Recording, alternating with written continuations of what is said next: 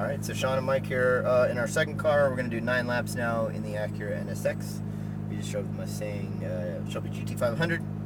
And same rules typically apply. Your gearing is pretty similar. It's mostly a third and fourth gear car as well. Auto shifts, pretty standard setup. They move with the wheel. They're about actually the same size as well. These ones might be a hair larger. Definitely a little bit on the skinnier side. Other than that, we'll kind of just feel it out. Just take that first lap, get familiarized with it, and then we'll build up our pace and go from there. Any questions? Nope. Okay. You can put it into manual once again to override it. You can shift it, I believe, as well. I always just press this twice. Yeah. Got it. You're good to go.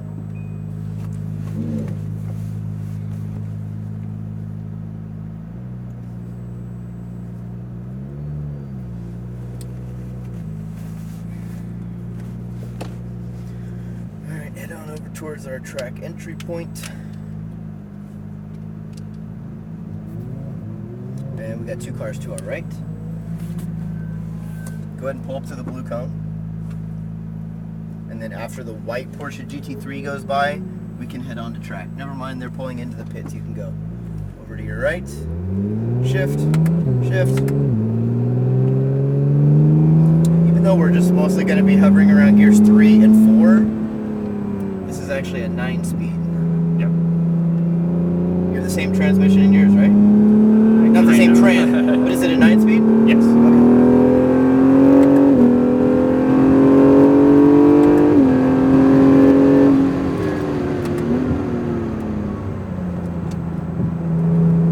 So it just has a little bit more float to it. Yeah, it does. But like Already. the lateral grip is, the car just lays a lot flatter, Yeah. which is nicer at speed. Yeah, exactly. So try to not overshoot your braking zones on the first or second lap. Work your way to that point.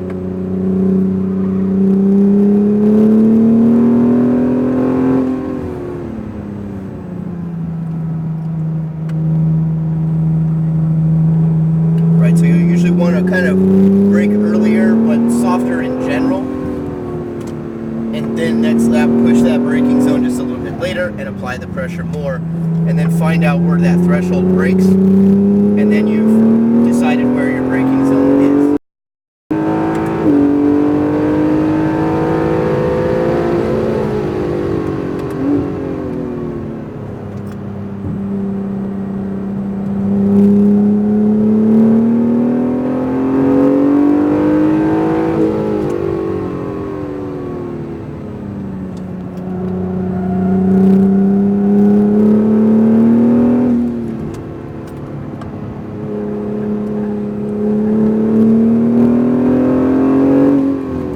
Responsive in the steering, you'll see too.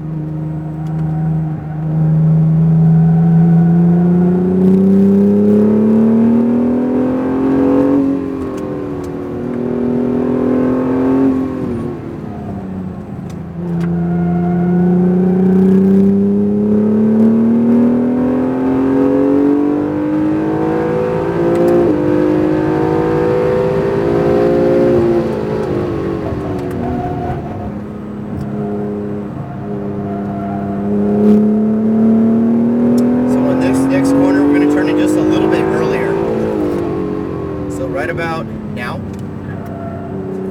Don't let it surprise you. Yeah. Slow those hands down, but make it continuous.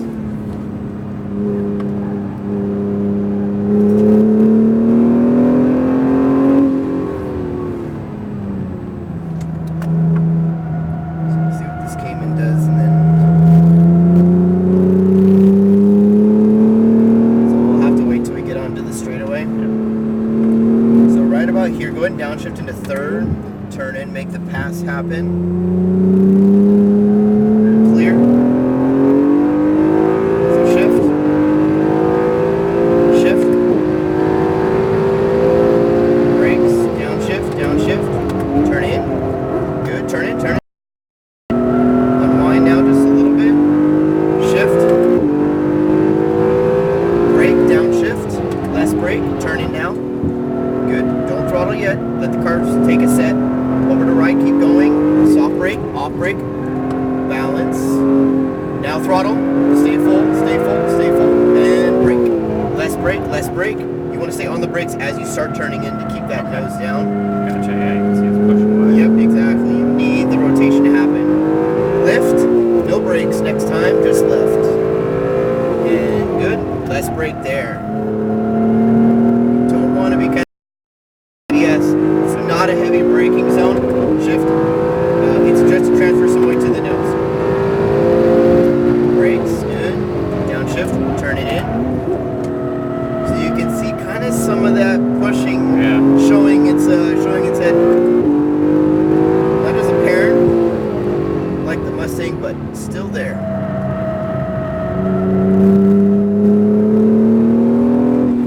Good. All right, so this next lap, we're going to start to cool the car down. So through here, just soften it up. And remember, you want to brake a little bit softer. You want to be on the brakes till about now. Okay.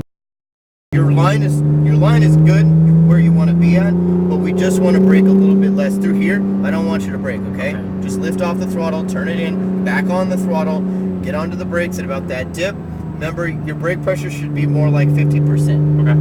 So you're like 80%, and then you're feeling that ABS kind of kick in. So we'll brake just a little bit longer, set yourself up for the fastest straightaway. Go ahead and shift up once. Through here, this is all looking pretty good except for when you're overshooting it. So I would say just a little bit earlier brake pressure, and then really try to drive it down and attack the curb here. Sure. And then that way you can get onto that power, kind of what we were doing in the Mustang as well in that last final lap. Through here looks good. Just hit your marks, turn in a little bit earlier. Through here, a little bit softer on the brakes. I want you to carry just a little bit more speed. I don't want you to over brake and then accelerate early, and then tiptoe all the way around the corner. I want you to brake less, carry more entry speed, then throttle as you go down the hill. Okay. Make sense? Yes. All right. Let's pick the pace back up. You can drop it down a gear. So lift, left, throttle, brake, eyes right, turn it in, less brake. I want to see some of that rotation into the corners. Okay. Good. 2 downshifts. There we go.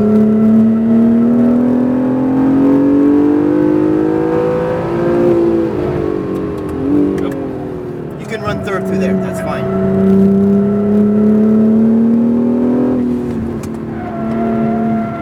Now, if you're going to carry more speed, hesitate on that early throttle input. Bite. There you go. You're getting there. This car obviously just being a little bit more tricky through 5.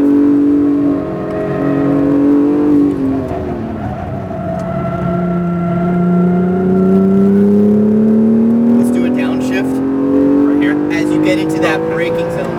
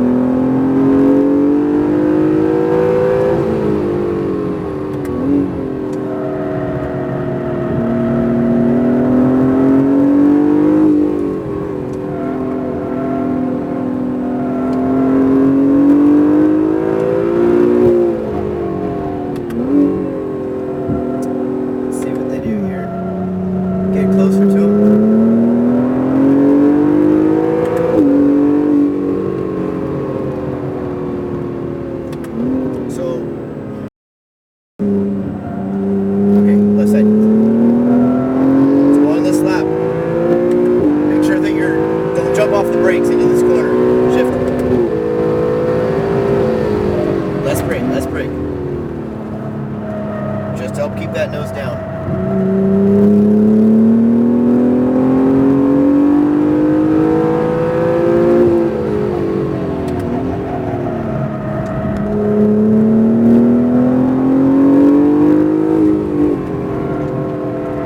Good throttle.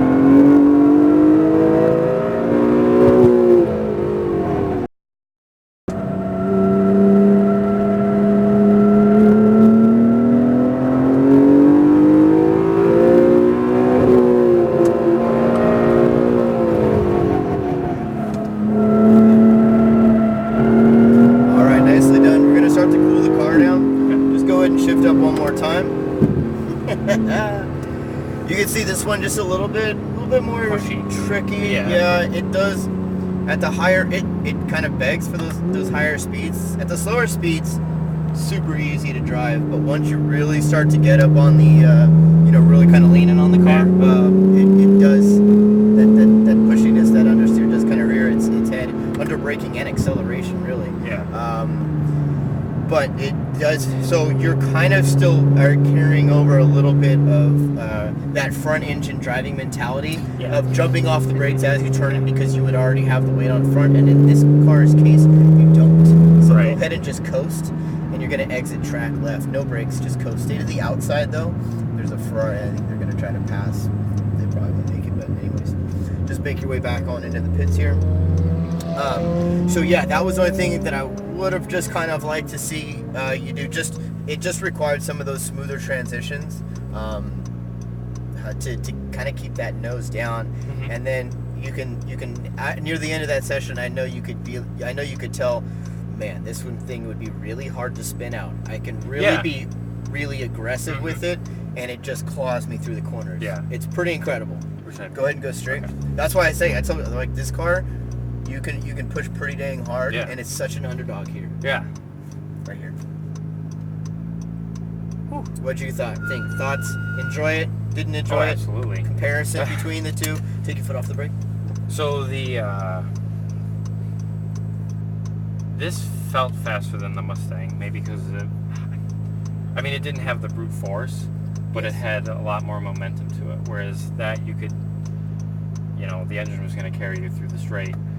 This you could definitely, it felt like you could carry more speed through the turns. Yeah. But it was, maybe because I'm used to a front engine rear wheel drive car, easier for me to place than this sometimes. Because like when I could brake fairly late in that, and I wasn't necessarily overshooting some of the turns, whereas this, you were more consistent in the Mustang, in the Shelby for sure. That's what I noticed. Because there were some times when I thought I broke fine. I just wanted to carry straight. If this car kind of breaks traction, it's really hard to get back underneath you. But earlier on, if you're not driving this car for a very long period of time, you just kind of go, man, it's got more? You turn more? Wow, this much more? It really kind of surprises you. But then when it does, I think some of that weight that it actually hides really well kind of shows its head, and then all of a sudden you're like, oh yeah, it actually is kind of heavier than it looks. Or the mid-engine laryness that everyone scares you about snap oversteer. The all-wheel drive system, I tell people, I'm like, this car is like a science project. Everything all functions together, between the batteries, between the turbocharged engine, even the braking system, just everything about it is just so accurate. NSX, right? So the NSX, what does it stand for again? It stands for something. I don't know. New sports car experiment, right? Yeah, something like that. Well, good stuff. Hey, thank you so much for coming on out. Let me give you your